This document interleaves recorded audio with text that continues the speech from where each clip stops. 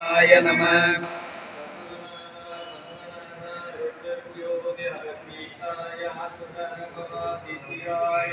சத்குருநாதா சண்முகநாதா அருட்பெரும் ஜோதி அகத்தீசாய ஆறுமுக அரங்கமகா தேசிகாய நம.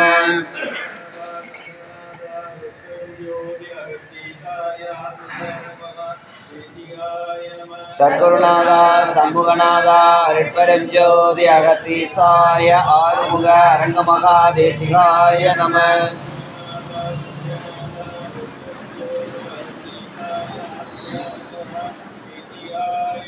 சத்குருநாதா சண்முகநாதா அருட்பெரும் ஜோதி அகத்தீசாய ஆறுமுக அரங்கமகா தேசிகாய நம.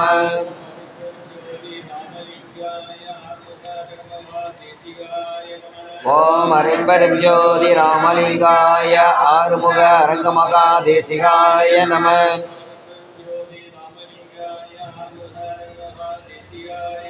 ஓம் அருட்பெரும் ஜோதி ராமலிங்காய ஆறுமுக அரங்கமகா தேசிகாய நம.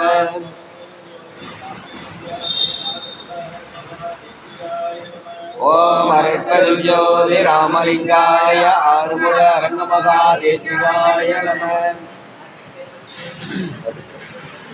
அருட்பெரும் ஜோதி அருட்பெரும் ஜோதி தனிப்பெரும் கருணை அருட்பெரும் ஜோதி அருட்ஜோதி தெய்வம் எனை ஆண்டு கொண்ட தெய்வம் அம்பலத்தை ஆடுகின்ற ஆனந்த தெய்வம் பொருட்சாறு மறைகள் எல்லாம் போற்றுகின்ற தெய்வம் போதாந்த தெய்வம் உயர் நாதாந்த தெய்வம் இருட்பாடு நீக்கி ஒளி ஈந்தருளும் தெய்வம் எண்ணிய நான் எண்ணியவார் எனக்கருளும் தெய்வம் திருப்பாடல் உமந்தனையும் சிவமாக்கும் தெய்வம் சிற்றவையில் விளங்குகின்ற தெய்வம் அதே தெய்வம் அருட்பெரும் ஜோதி அருட்பெரும் ஜோதி தனிப்பெரும் கருணை அருட்பெரும் ஜோதி தாயாகி தந்தையுமாகி தாங்குகின்ற தெய்வம் தன்னை நிகரில்லா தனித்தலைமை தெய்வம் வாயார வாழ்த்துகின்றோர் மணத்தமர்ந்த தெய்வம் மலரடியன் சென்னிமிசை வைத்த பெரும் தெய்வம் தாயாகி கனியாகி கலந்து நிற்கும் தெய்வம் கருணை நிதி தெய்வம் ஒன்றும் காட்டுகின்ற தெய்வம் சேயாக எனை வளர்க்கும் தெய்வ மகா தெய்வம் சிற்றவையில் விளங்குகின்ற தெய்வம் அதே தெய்வம் அருட்பெரும் ஜோதி அருட்பெரும் ஜோதி தனிப்பெரும் கருணை அருட்பெரும் ஜோதி ஜோதி ஜோதி ஜோதி சுயம் ஜோதி ஜோதி ஜோதி பரம் ஜோதி ஜோதி ஜோதி அருள் ஜோதி ஜோதி ஜோதி சிவம் வாம ஜோதி சோம ஜோதி மான ஜோதி ஞான ஜோதி மாக ஜோதி யோக ஜோதி வாத ஜோதி நாத ஜோதி ஏம ஜோதி வியோம ஜோதி ஏரு ஜோதி வீரு ஜோதி ஏக ஜோதி ஏக ஜோதி ஏக ஜோதி ஏக ஜோதி ஆதி நீதி வேதனே ஆடல் நீடு பாதனே வாதி ஞான போதனே வாழ்க வாழ்க நாதனே வாழ்க வாழ்க நாதனே அருட்பெரும் ஜோதி அருட்பெரும் ஜோதி தனிப்பெரும் கருணை அருட்பெரும் ஜோதி எல்லாம் செயல்கூடும் என்னானை அம்பலத்தே எல்லாம் வல்லாண்டனையே ஏத்து கொல்லாவிரதம் குவளையம் ஓங்குக எல்லா உயிர்களும் இன்புற்று வாழ்க வள்ளல் மலரடி சரணம் சரணம் அகத்தியர் மலரடி சரணம் சரணம் சத்குருநாதா சண்முகநாதா அருட்பெரும் ஜோதி அகத்தீசாய ஆறுமுக அரங்கமகா தேசிக சுவாமிகள் மலரடி சரணம் சரணம்.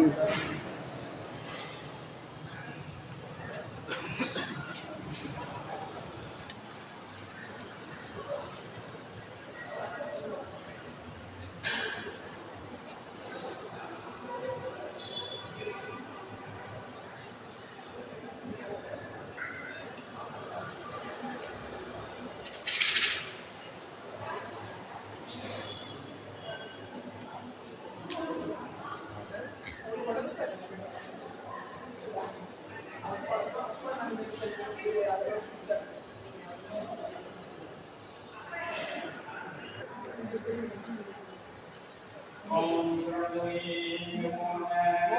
सरवणज्योतिये नमो नमः।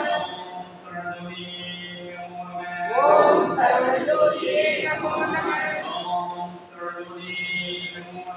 ओम सरवणज्योतिये नमो नमः। अरुट्पेरुम ज्योति अरुट्पेरुम ज्योति तनिपेरुम करुणै अरुट्पेरुम ज्योति अरुट्पेरुम ज्योति अरुट्पेरुम ज्योति तनिपेरुम करुणै अरुट्पेरुम ज्योति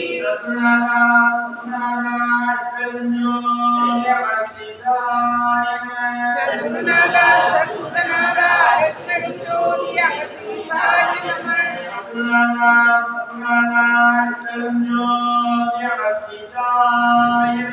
सद्गुरुनादा सद्गुरुनादा अरुट्पेरुम ज्योति अगतिसाय नमः।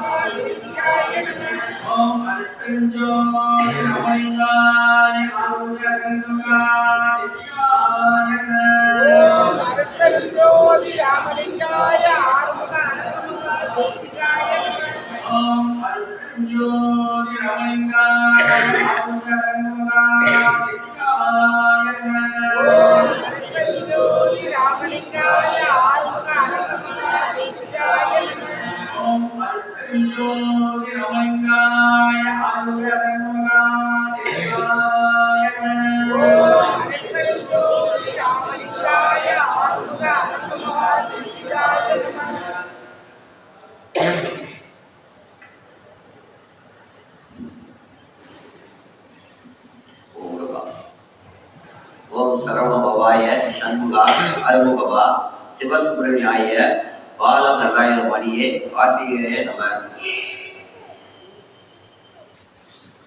आसान करुणை சாய்நாதராகிய கந்தராதான மாட்டோம்.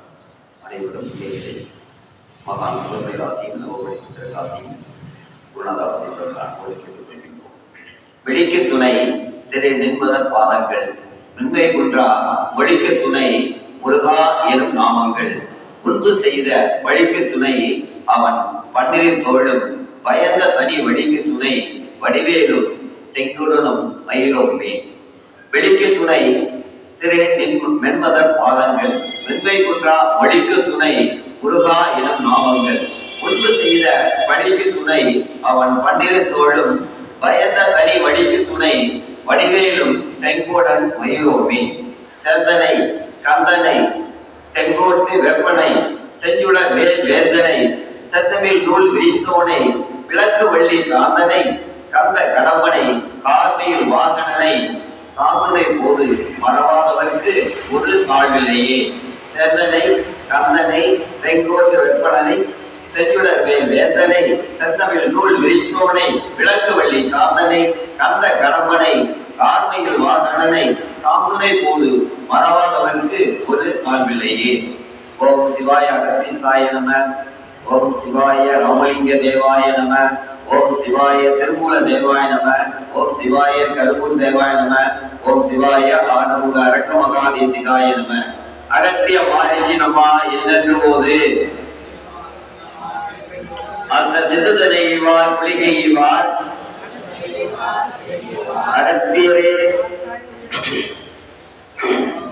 அகத்தியரே காசாய வேடமீவார்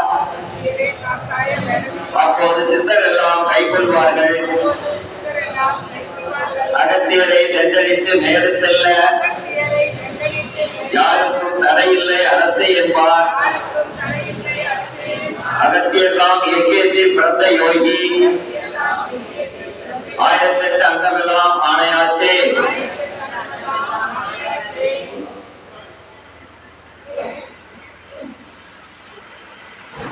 சிவாய அகத்தீசாய நம. சிவாய ராமலிங்க தேவாய நம. சிவாய திருமூல தேவாய நம. சிவாய கருவூர் தேவாய நம. சிவாய பதஞ்சலி தேவாய நம. சிவாய ஆறுமுக அரங்கமகா தேசியாய நம. சிவாய ஆறுமுக அரங்கமகா சர்க்குருவே நம. சிவாய ஆறுமுக அரங்கமகா ஜோதியே நம. தேவரே திருவடிக்கு ஆளாகவும் அட்டமா சித்திதந்து அருள் புரியவும் சித்தர் கணமெல்லாம் எனக்கு அருள் இறங்கவும் சித்தம் வைத்து அருள் புரியவும் பாவி அடியேன் செய்த பாவங்கள் எல்லாம் பரந்தோட அருள் புரியவும் பக்குவம் அறிந்து எனை பக்குவ விசேடனாய் பண்ணி வைத்த அருள் புரியவும் நாவிட்டு உரைக்க உணா சோதி நயனத்தோடு நடனமிட அருள் புரியவும்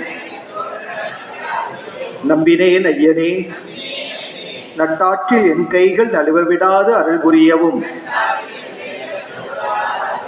மா வேகமாக மெய் தவராஜ சிங்கமே வரவேண்டும் என்ற நருகே மாங்குணங்குடி வாழும் என் அகத்தீசனே மௌன தேசிக நாதனே தேவரே திருவடிக்கு ஆளாகவும் அட்டமா சித்திதந்து அருள் புரியவும்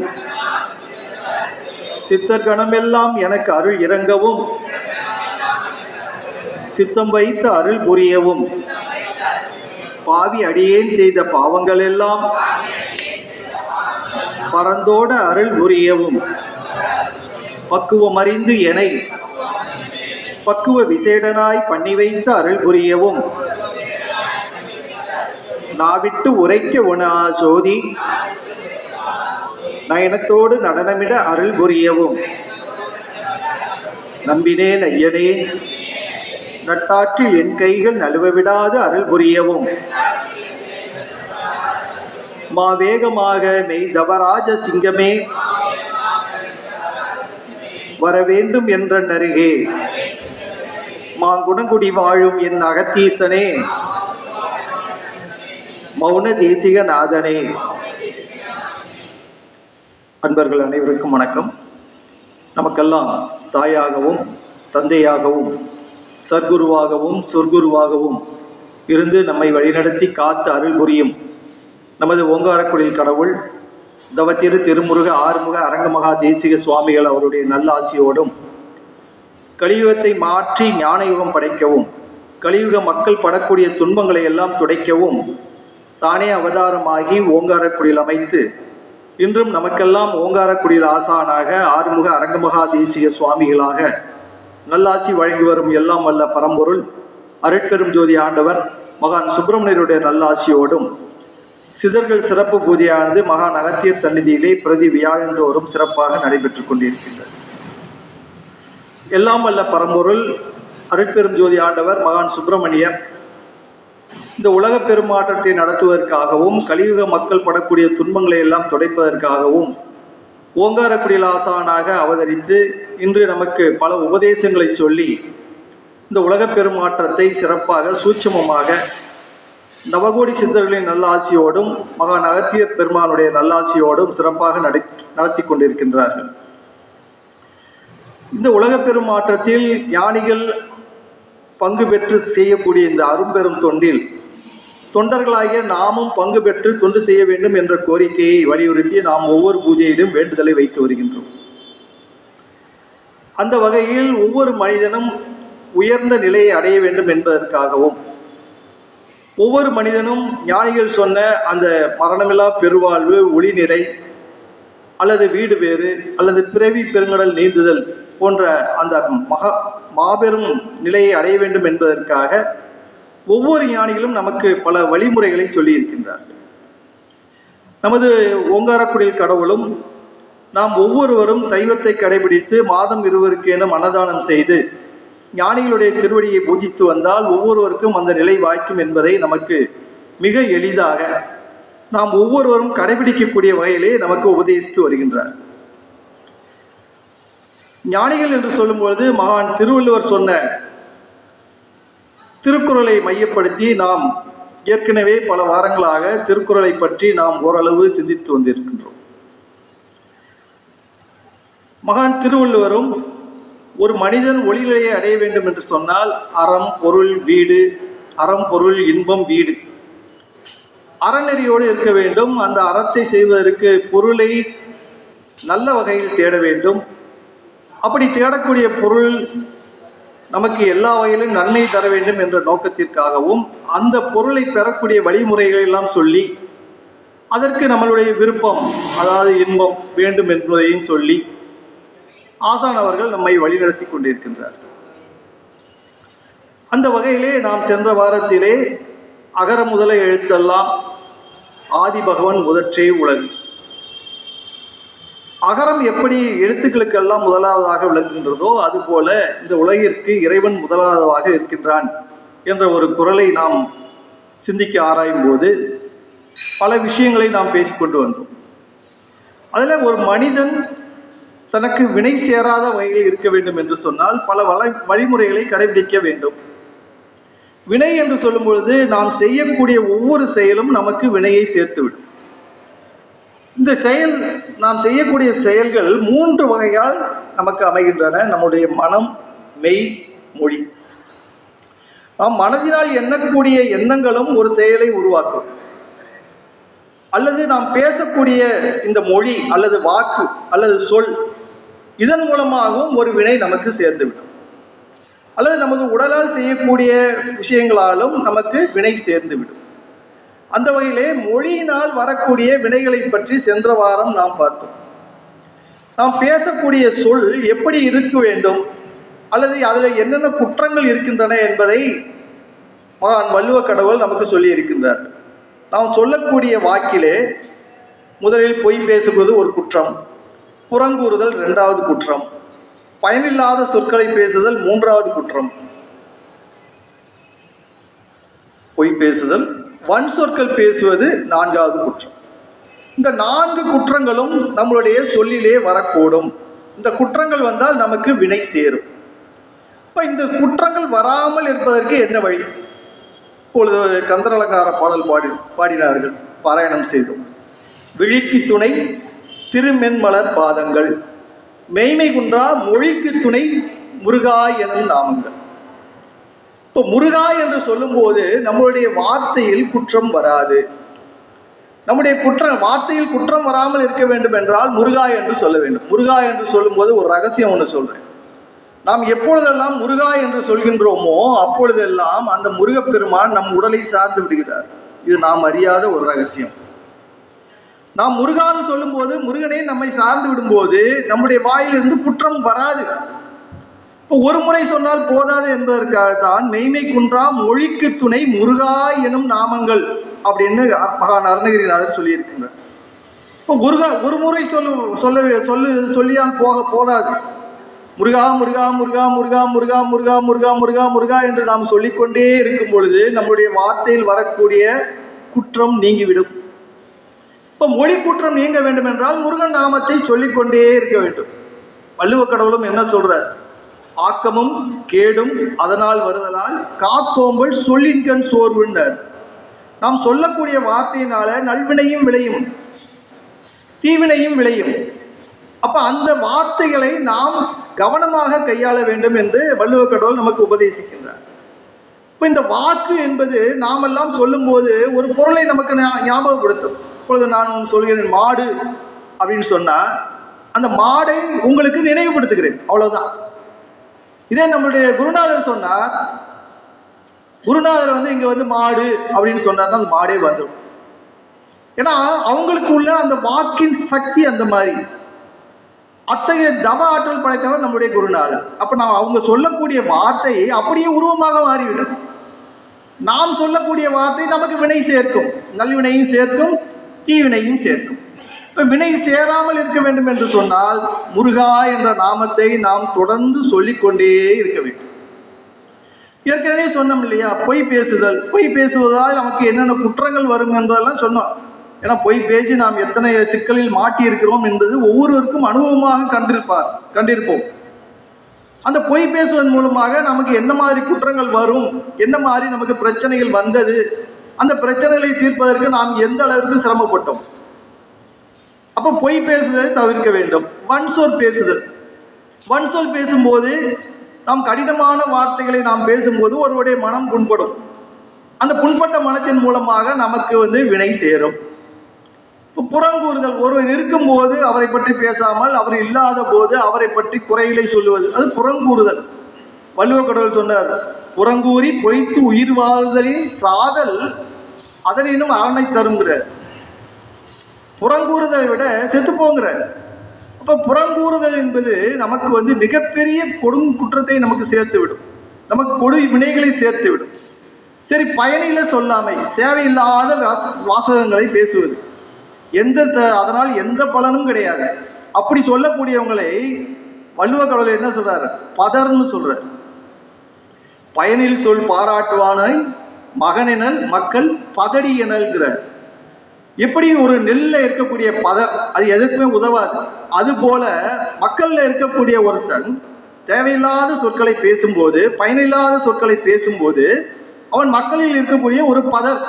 மக்களால் அந்த அந்த அந்த மனிதனால் எந்த மக்களுக்கும் எந்த பயனும் விளையாது. அப்படி நமக்கு உபதேசிக்கின்றார் வள்ளுவ கடவுள். சரி, இப்படி நம்ம மொழி குற்றங்கள் வருது. இந்த மொழி குற்றங்களிலிருந்து நம்ம காப்பாற்றிக் கொள்வதற்காக முருகா என்ற நாமத்தை நாம் சொல்லி காப்பாற்றிக் கொள்கிறோம். அப்படின்னா பேசாமே இருக்கணுமா? பேசாமே இருக்கணுமா என்று கேட்டால் பேசுங்க. பேசும்போது எப்படி பேசணும் அதையும் வள்ளுவ கடவுள் சொல்லுகிறார். வள்ளுவ கடவுள் நமக்கு திருக்குறளை 3 பால்களாக பிரித்து கொடுத்தார். அறத்துப்பால், பொருட்பால், காமத்துப்பால். இந்த ஒவ்வொரு பாலிலும் ஒரு மனிதன் எப்படி பேச வேண்டும்ங்கிறத சொல்றாங்க. இப்ப அறம்னு சொல்லும் போது அறத்தை 2ஆக பிரித்தார்கள், இல்லறம், துறவரம். இப்ப இல்லறத்தில் இருக்கக்கூடியவன் எப்படி பேச வேண்டும், துறவரத்தில் இருக்கக்கூடியவர் எப்படி பேச வேண்டும். இப்ப இல்லறத்தில் இருக்கக்கூடியவன் ஏன் இதை பேச வேண்டும், துறவரத்தில் இருக்கக்கூடியவர் ஏன் அதனை பேச வேண்டும். இப்ப வள்ளுவ கடவுள் சொல்லும் போது அறத்துப்பாலில் ரெண்டு வகையான சொற்களை நமக்கு சொல்கிறார். இப்படி பேசு. பொருட்பாலில் ஒரு வகையான சொல்லை சொல்கிறார், காமத்துப்பாலில் ஒரு வகையான சொல்லை சொல்கிறார். இப்ப அறத்துப்பால்ல ஒரு இல்லறத்தான் எப்படி பேச வேண்டும்? இல்லறத்தான் பேச வேண்டிய வார்த்தைகள் இன்சொல் பேசுதல்.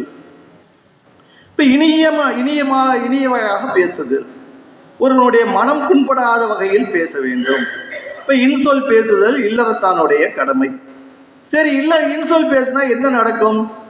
நமக்கு வரக்கூடிய துன்பம் எல்லாம் போயிடும், வறுமை தேரும், அல்லவை தேய அறம் பெருகும். நாம் நினைத்து பார்க்க முடியாத அறங்கள் நமக்கு பெருகும். அல்லவை தேய அறம் பெருகும், நல்லவை நாடி இனிய சொல்லின்கிற. அப்ப நாம் பேசக்கூடிய சொல்லில் இன்சொல் இருந்தால் நாம் செய்ய வேண்டிய அறம் தானே விளையும். இதுக்காக நாம் எந்த முயற்சியும் செய்ய வேண்டிய அவசியமே இல்லைங்கிறாங்க. அதே நம்முடைய வார்த்தையில் குற்றம் வந்தால் வினை சேர்த்து, இன்சொல் பேசினால் அறம் சேரும், வன்சொல் பேசினால் வினை விளையும். அகனமர்ந்து ஈதலின் நன்றே முகனமர்ந்து இன்சொலன் ஆக பெறுகின்ற. முகம் நல்ல மன நிறைவோடு ஒருத்தருக்கு கொடுக்கக்கூடிய ஈதல். இப்போ நம்ம அன்னதானம் பண்றோம், அப்படி செய்யக்கூடிய ஒரு செயலை விட ஒரு இன்சொல் பேசுவது சிறந்த அறத்தை தருங்கிற. இப்போ நாம பேசக்கூடிய சொல் இன்சொல்லா இருக்கணும்னா எப்படி அதை பேசணும்? ஒருத்தர் வரும்போதே அவரை நம்ம எப்படி பார்க்கணுமா? அவருடைய முகத்தை நேருக்கு நேராக பார்க்கணும். ஒருத்தர் வரும்பொழுது அவருடைய முகத்தை நேருக்கு நேராக பார்க்கணும். சும்மா பார்க்கக்கூடாது, இப்படி பார்க்கக்கூடாது, இனிமையா பார்க்கணுங்கிற. இனிமையா பார்த்ததுக்கு அப்புறம் என்ன பண்ணணும்? அவர் முகமலர்ந்து வரவேற்கணும். வாங்க உட்காருங்க, உட்காந்து அவர்கிட்ட பேசணும். எப்படி பேசணும்? உள்ளத்திலிருந்து நல்ல வார்த்தைகளை பேசணுங்கிற. முகத்தான் அமர்ந்து இனிதி நோக்கி இன்சொல் இனிதே அறம் அப்படின்ற. இப்ப வரக்கூடியவர்களை முகம் நோகாத வகையிலே இனிமையாக பார்த்து கனிவாக பார்த்து அவரை வரவேற்று அமர வைத்து அவரிடம் நல்ல வார்த்தைகளை பேசுகிறார். ஒரு இல்லறத்தான் இப்படி பேசணுங்கிறார். ஏன் இல்லறத்தான் அப்படி பேசணும்? இல்லறம் என்பது ஒரு திருமணம் செய்து கொண்டு குழந்தை குட்டிகளோடு பற்றோடு வாழ்வது இல்லறம். ஆனா அது மட்டும்தான் இல்லறமா அப்படின்னா, அவனுடைய கடமைகள் 11 கடமைகளை முன்னாடியே சொல்லியிருக்காங்க. இந்த 11 கடமைகளை செய்வதற்கு அவன் செய்ய அவனுக்கு ஒரு வாழ்க்கை துணை தேவை. இந்த வாழ்க்கை துணை வந்த பிறகு அவனுடைய அந்த குடும்பத்தில் அன்பு பெருகும். அன்பு பெருகும் போது அந்த அன்பின் விளைவாக ஒரு குழந்தை பிறக்கும்.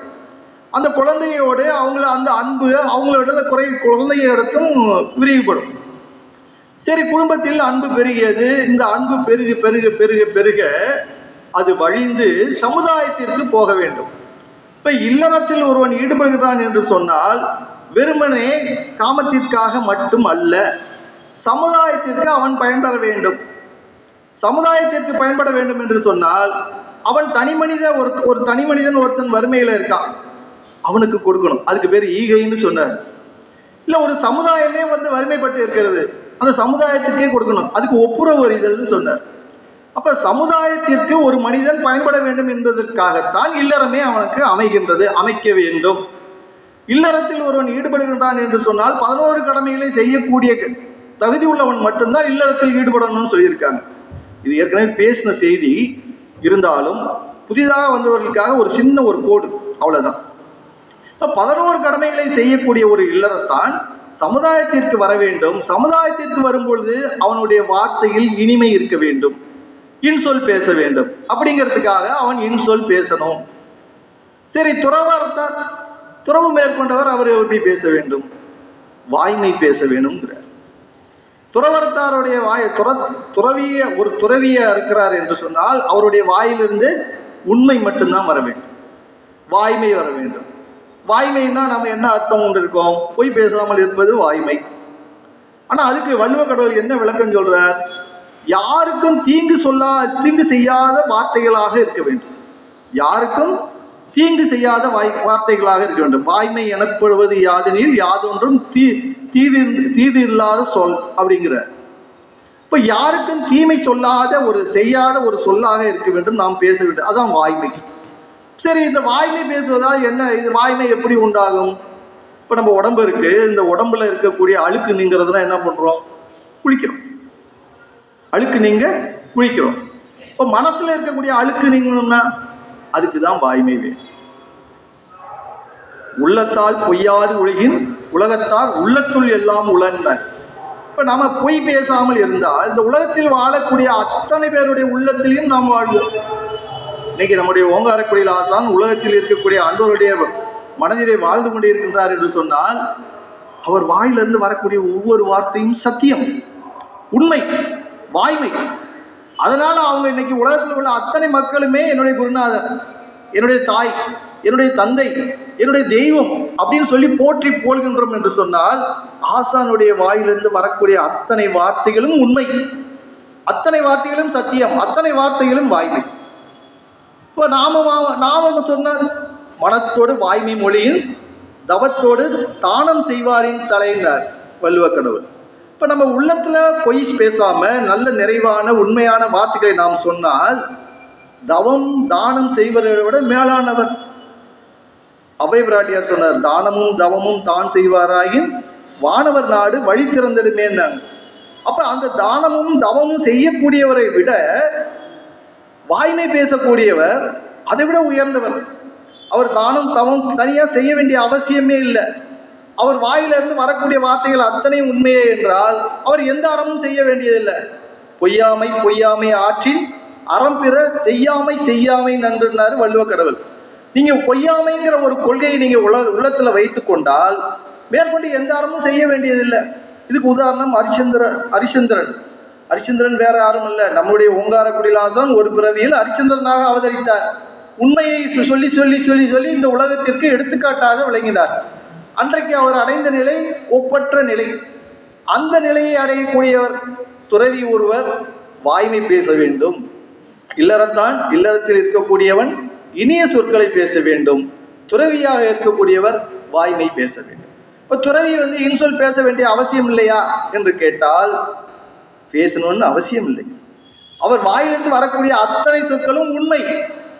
அவர் எதற்காகவும் இனிமையாக பேசி ஒரு உண்மையை மறைக்க வேண்டிய அவசியம் இல்லை. இந்த சமுதாயத்துல ஒரு உண்மையை சொல்ல வேண்டும் என்றால் ஒரு துறவியால் மட்டும்தான் முடியும். ஆனா அந்த துறவி உண்மை துறவியாக இருக்கணும். நம்முடைய ஓங்காரக்குடியில் ஆசான் போல உலக மக்களை தன்னுயிராக நேசிக்கக்கூடிய ஒரு துறவியாக இருக்க வேண்டும். ஆனால் இன்றைக்கு நாம் துறவி என்று நினைக்கின்றோமே, அத்தனை பேருக்கும் என்ன அடையாளம்? காவி கட்டியிருக்கணும், நல்ல நெத்தி நிறைய பட்டை போட்டிருக்கணும், ருத்ராட்சம் போட்டிருக்கணும். நான் ஒரு நிகழ்ச்சிக்கு சென்றிருந்தேன். அந்த நிகழ்ச்சியில பார்த்தோம்னா அது அங்க வந்திருந்த அத்தனை பேர் மக்களும் அங்க அந்த நிகழ்ச்சி பார்த்தீங்கன்னா சித்தர் பெருமக்களுக்கு விழா, நால்வருக்கு விழா, மகான் ராமலிங்க சுவாமிகளுக்கு விழா, முப்பெரும் விழா என்று அழைத்திருந்தார்கள். போயிருந்தோம். அங்க நிறைய சன்னியாசிகள் வந்தார்கள். சன்னியாசிகள் வந்தாருன்னா வந்திருந்த மக்கள் என்ன நினைத்து கொண்டார்களோ தெரியவில்லை, அத்தனை சன்னியாசிகள் காலையில் போய் விழுகிறார்கள். அவர் உண்மையானவரா இல்லையா எந்த ஒரு கேள்வியும் கிடையாது. இப்ப காவிக்கு நாம் நினைக்கிறோம், என்ன நினைக்கிறோம்? காவி உடை அணிந்திருந்தால் அவர் சன்னியாசி துறவி அப்படின்னு நினைக்கிறோம். ஆனால் அப்படி அல்ல. காவி என்பது ஒரு முயற்சியின் அடையாளம். காவி என்பது முயற்சியின் அடையாளம், ராஜச குணத்தின் அடையாளம். ஆனா உண்மை துறவிக்கு அடையாளம் என்னன்னா வெண்மை.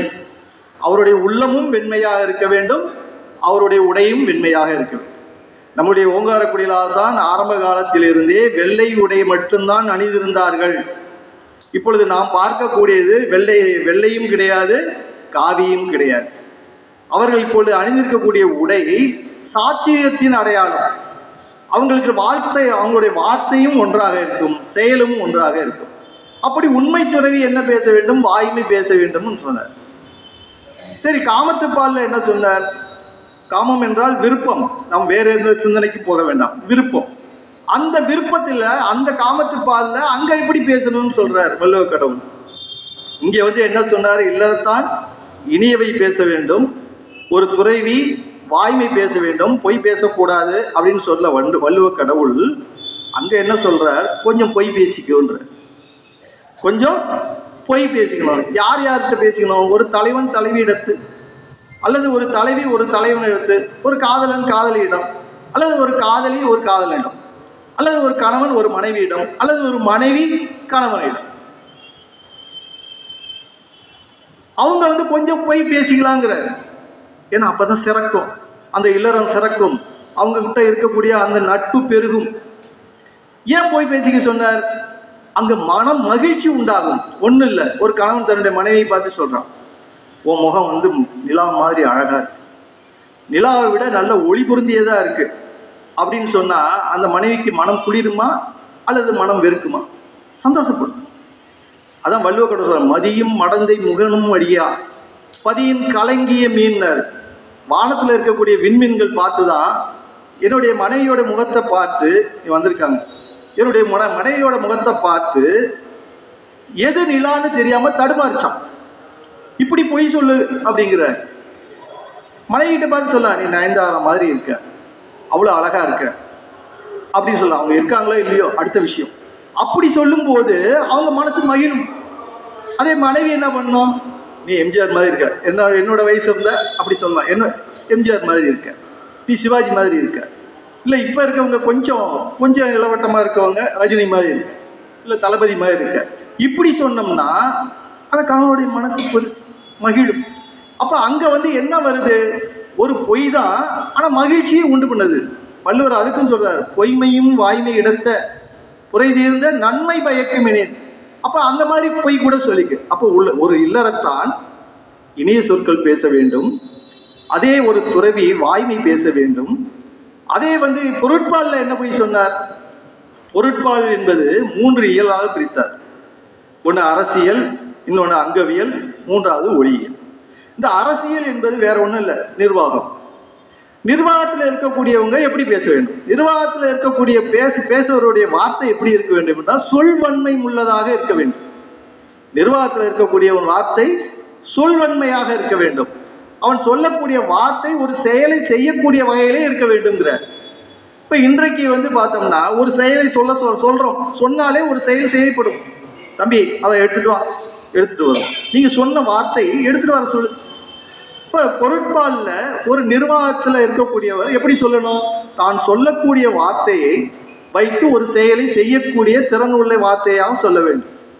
அப்படி சொல்லும் போது அந்த சொல்லை விட இன்னொரு சொல், அதற்கு ஈடாக இன்னொரு சொல் வரவாத வகையில் பேசணும். சொல்லுக சொல்லின் பயனுடைய, சொல்லுக சொல்லின் அச்சொல்லை பிரிதோர் சொல் வெல்லும் சொல் இன்மை அறிந்துன்னார். அந்த சொல்ல வேறொரு சொல்ல சொல்லி ஒருத்தன் வந்து அதை மடக்க முடியாத வகையில் அந்த வார்த்தையை பேசணும். அப்போ பொருட்பாலில் ஒரு நிர்வாகத்தில் இருக்கக்கூடியவன் சொல்வன்மை உள்ளவனாக இருக்க வேண்டும். இல்லறத்தில் இருக்கக்கூடியவன் இனியவை பேச வேண்டும். அதே ஒரு துறவியாக இருந்தால் வாய்மை பேச வேண்டும். அதே ஒரு தலைவன் தலைவியாக இருந்தால் லைட்டாக பொய் சொல்லிக்கலாம். அதுக்கு நலன் புனைந்து உரைத்தல்னார். புனைதல்னாவே பொய்ன்னு அர்த்தம். நலன் புனைந்து உரைத்தல், அதனால் வரக்கூடிய நன்மை விளையும் என்றால் அதனால் கொஞ்சம் பொய் சொல்லிக்கலாம். ஆக இப்படி நாம சொல்லும் போது நம்மளுடைய வார்த்தைகள்ல இருந்து குற்றம் வராது. வார்த்தைகள்ல குற்றம் வராது அப்படின்னா நமக்கு வினை சேராது. வினை சேராது என்று சொன்னால் நாம் பிறவி எடுக்க வேண்டிய கால அளவு குறையும். வினை சேர்ந்தால் மட்டும்தான், வினை சேர சேர, வினை இருக்க இருக்க நமக்கு பிறவி நிச்சயம். இப்போ பிறவியை ஒழிக்க வேண்டும் என்று சொன்னால் நம்மளுடைய மனம், மெய், மொழி மூன்றுமே சுத்தமாக இருக்க வேண்டும். அதில் அந்த மொழி என்று சொல்லக்கூடிய அந்த மொழி குற்றத்தை பற்றி பேசினோம். அந்த மொழி குற்றத்தில் வரக்கூடிய துன்பங்களை பற்றி பேசினோம். அந்த துன்பங்களிலிருந்து எப்படி விடுபட வேண்டும் என்று அந்த முருகன் நாமத்தை சொல்லும் போது அதிலிருந்து நாம் விடுபட முடியும். இப்போ மொழி குற்றங்களிலிருந்து விடுபட்டு அந்த மொழி குற்றத்தின் மூலமாக வினை சாராத வகையிலே நாம் ஒவ்வொருவரும் வாழ வேண்டும்.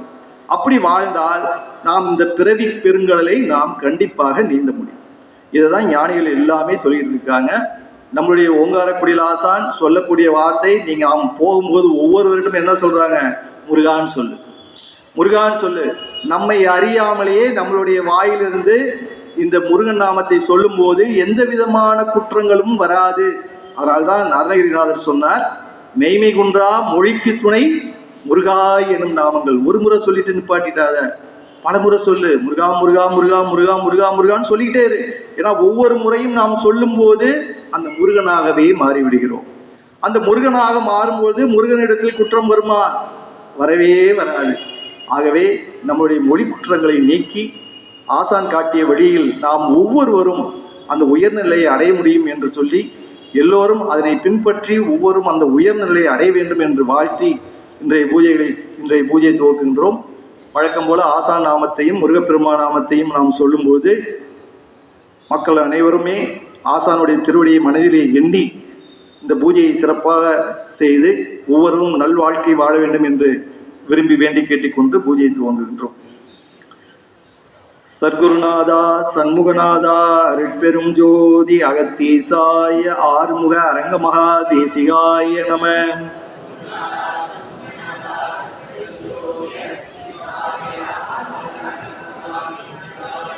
சர்க்குருநாதா சண்முகநாதா அருட்பெரும் ஜோதி அகத்தீசாய ஆறுமுக அரங்கமகா தேசிகாய நம.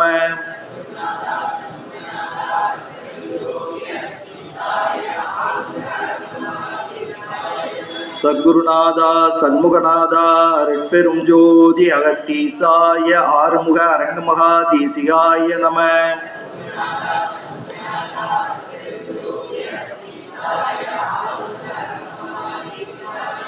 சத்குருநாதா சண்முகநாதா அருட்பெரும் ஜோதி அகத்தீசாய ஆறுமுக அரங்கமகா தேசிகாய நம.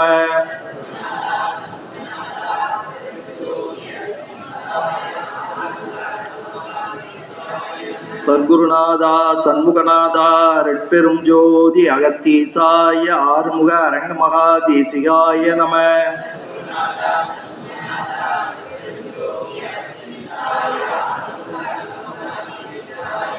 சர்க்குருநாதா சண்முகநாதா அருட்பெரும் ஜோதி அகத்தீசாய ஆறுமுக அரங்கமகா தேசிகாய நம.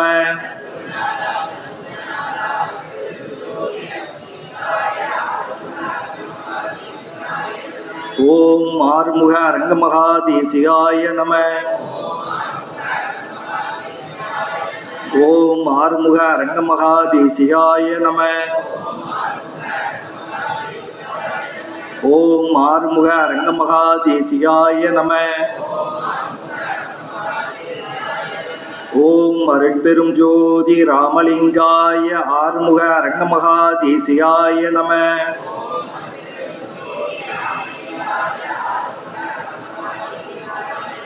ஓம் அருட்பெரும் ஜோதி ராமலிங்காய ஆறுமுக அரங்கமகா தேசிகாய நம.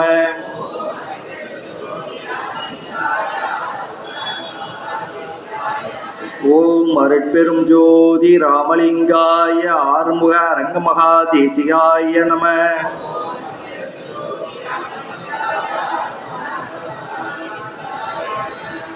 ஓம் சரவண ஜோதியே நமோ நம.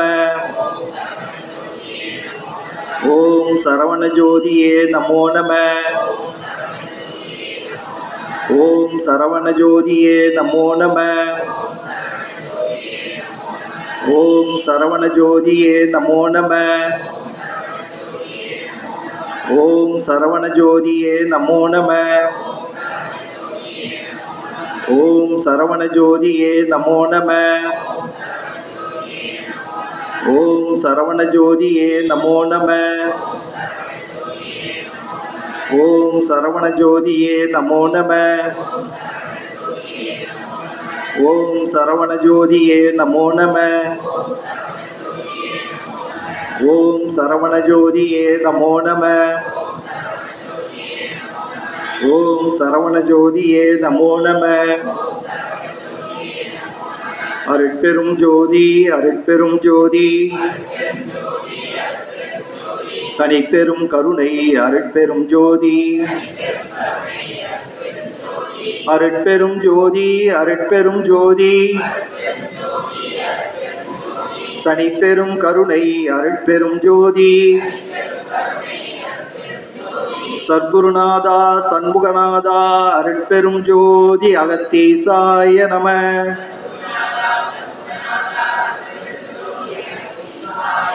சத்குருநாதா சண்முகநாதா அருட்பெரும் ஜோதி அகத்தீசாய நம.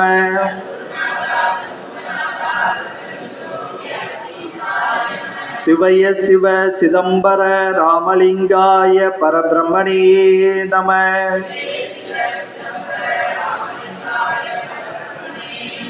சிவய சிவ சிதம்பர ராமலிங்காய பரபிரம்மணே நம.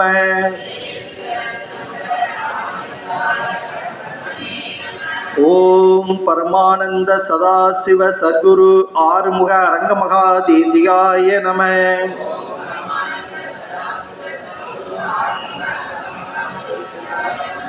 திருவடி ஞானம் சிவமாக்கு வைக்கும், திருவடி ஞானம் சிவலோகம் சேர்க்கும், திருவடி ஞானம் சிறைமலமீட்கும், திருவடி ஞானமே தின்சித்தி முத்தியே. ஓம் சுப்பிரமணியர் திருவடிகள் போற்றி. ஓம் அகத்தியர் திருவடிகள் போற்றி. ஓம் நந்தீசர் திருவடிகள் போற்றி. ஓம் கரூர் தேவர் திருவடிகள் போற்றி. ஓம் கஞ்சமலை சித்தர் திருவடிகள் போற்றி. ஓம் பட்டினத்தார் திருவடிகள் போற்றி. ஓம் ராமலிங்க சுவாமிகள் திருவடிகள் போற்றி. ஓம் ஆறுமுக அரங்கமகா தேசிக சுவாமிகள் திருவடிகள் போற்றி. காப்பான கரூரார் போகநாதர், கருணையுள்ள அகத்தீசர் சட்டைநாதர், மூப்பான கொங்கணரும் பிரம்மச்சித்தர், முக்கியமாய் மச்சமுனி நந்திதேவர், கோப்பான கோரக்கர் பதஞ்சலியார், கூர்மையுள்ள இடைக்காடர் சண்டிகேசர், வாப்பான வாதத்திற்கு ஆதியான வாசமுனி கமலமுனி காப்புதானே. ஓம் சரவண பவாய நம. ஓம் அகத்தீசாய நம. ஓம் ஆறுமுக அரங்கமகா தேசிகாய நம. வேண்டுகோள். முருகா, சர்க்குருநாதா, சாந்த சொரூபா, எனது தந்தையே, எனது தாயே, தயவுடைய தெய்வமே, தேவாதி தேவா, தயாபரணே, தாங்கள் விரைவில் வெளிப்பட்டு மனிதர்கள் ஆட்சியை தகர்த்து ஞான சித்தர் ஆட்சி அமைத்து உலக பெருமாற்றம் நிகழ்த்தி உலக மக்களையும் ஓங்காரக்குடியில் அன்பர்களையும் தொண்டர்களையும் காத்து அருள் செய்ய வேண்டும் தாயே. எங்களது ஓங்காரக்குடியில் ஆசான் வெகு விரைவில் வெளிப்பட்டு எழுந்து நடந்து ஞானசித்தர் ஆட்சி அமைத்து உலக பெருமாற்றம் நிகழ்த்திட பல்லாண்டு காலம் நீடிய ஆயுளுடன் உலக மக்களுக்கு சேவை செய்திட வாய்ப்பு தாருங்கள் தாயே. அருள் செய்யுங்கள் தாயே. எங்களது ஓங்காரக்குடியில் ஆசான் நிகழ்த்தும் உலக பெரும் மாற்றத்தில் தொண்டர்களாகிய நாங்களும் பங்கு பெற்று தொண்டு செய்திட வாய்ப்பு தாருங்கள் தாயே. முருகா சரணம், அகத்தீசா சரணம், ஆறுமுக பெருமானே சரணம் சரணம் சரணம். அன்பர்கள் கவனத்திற்கு, வருகின்ற 24/2/2024 சனிக்கிழமை மாசி மாத பௌர்ணமி பூஜை இதே இடத்தில் இதே நேரத்தில் நடைபெற உள்ளது. அன்பர்கள் அனைவரும் கலந்து கொண்டு எல்லாம் வல்ல ஞானிகளின் நல்லாசியை பெற வேண்டும் என்று கேட்டுக்கொண்டு நிறைவு பாடல். வாழ்கவே வாழ்க என் நந்தி திருவடி, வாழ்கவே வாழ்க மலமறுத்தான் பதம், வாழ்கவே வாழ்க மெஞ்ஞானத்தவன்தாள், வாழ்கவே வாழ்க மலமிலான் பாதமே. சிவாய ஆறுமுக அரங்கமகா தேசிக சுவாமிகள் வாழ்க வாழ்க. சிவாய ஆறுமுக அரங்கமகா தேசிக சுவாமிகள் வாழ்க வாழ்க. சிவாய ஆறுமுக அரங்கமகா தேசிக சுவாமிகள் வாழ்க வாழ்க.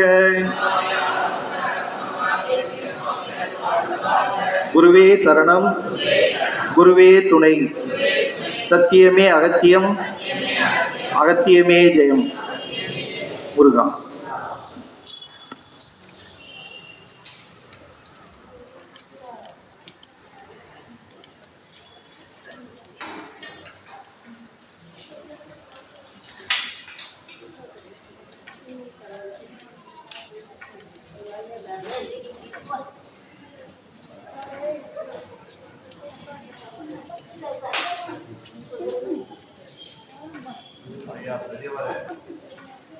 மார்னிங் பூஜை இது மார்னிங் சார் மார்னிங் இதே டைம்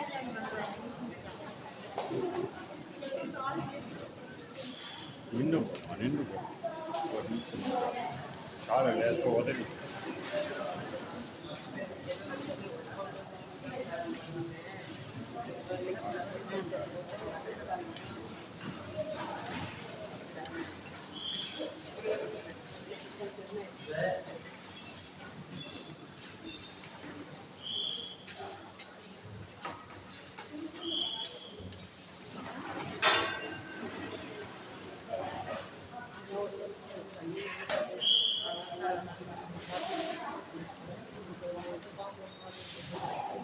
வாங்க சாப்பிட்டீங்களா